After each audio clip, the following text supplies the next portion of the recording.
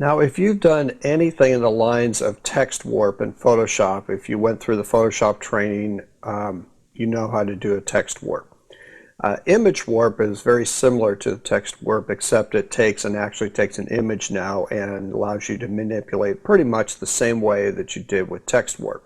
The only difference is you don't have a bunch of presets to pick from. You've got to make it yourself.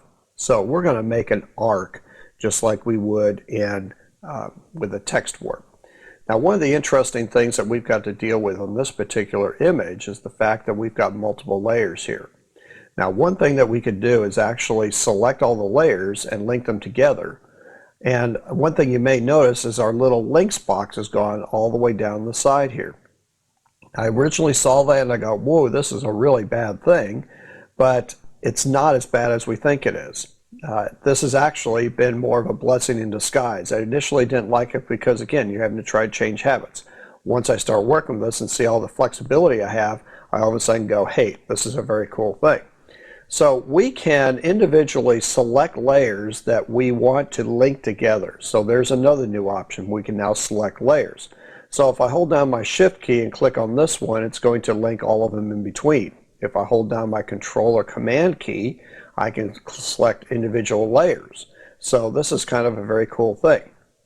And the reason I'm selecting all these is because I'm going to link them together so that I can merge them into a new layer.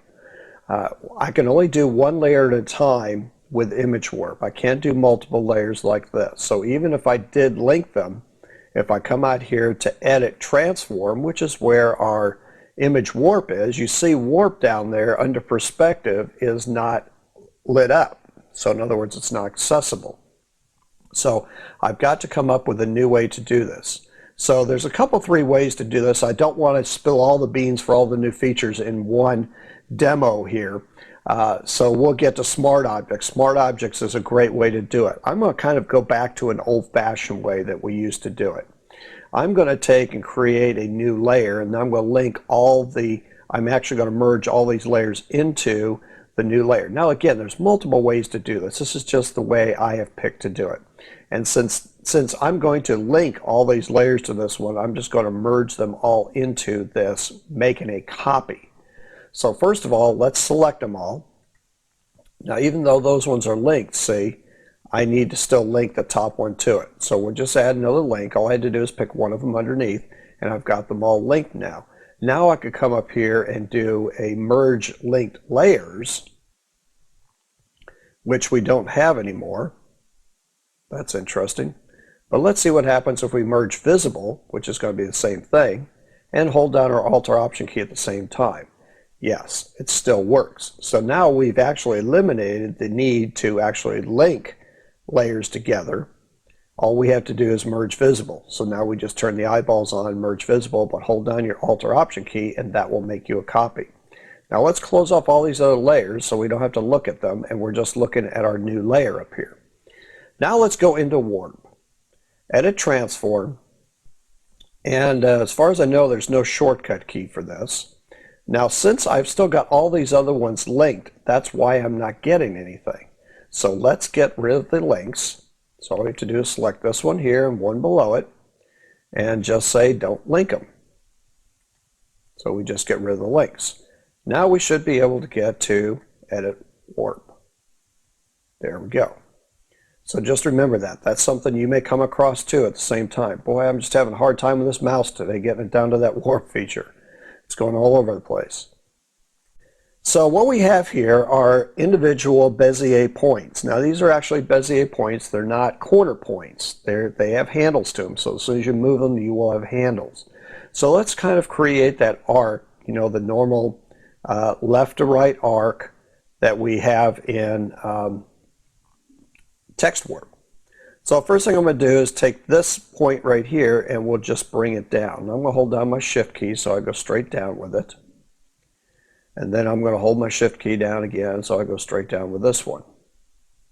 Now to get an exact spot, that's going to be a little tough because I didn't put a guide up there. So probably the best option would be to put a guide in place first. Then let's move the bottom ones up.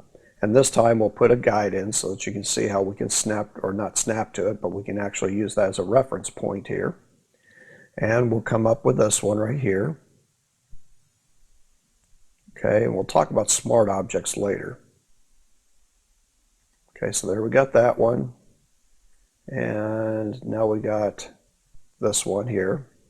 And I said smart objects there. Obviously, I didn't mean smart objects. I meant smart guides. And then we'll just take the Bezier handle and we'll bring it to the opposite side here. So you see how it's starting to warp back the other direction. So we'll hopefully get it about the same angle here. And then we'll do the same thing with this one.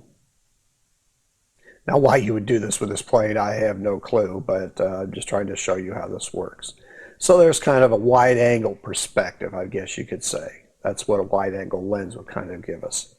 So that's just the way you do it. You hit your enter key and that will save your changes. I would obviously make copies of these things and put them on separate layers, just like we did, so that you're guaranteed that you don't mess with the original image. Now remember, when we have multiple layers here, it's very difficult to work with. But if you create a combined layer, or we create a smart object, which we'll look at a little later, either one of those two would be a great way to do this project. At Hand Solutions provides individual online training, certification, and skill building to keep your job, get a better one, or find a new one with access to experts when and where you need them. Get started today with free access at handsolutions.com.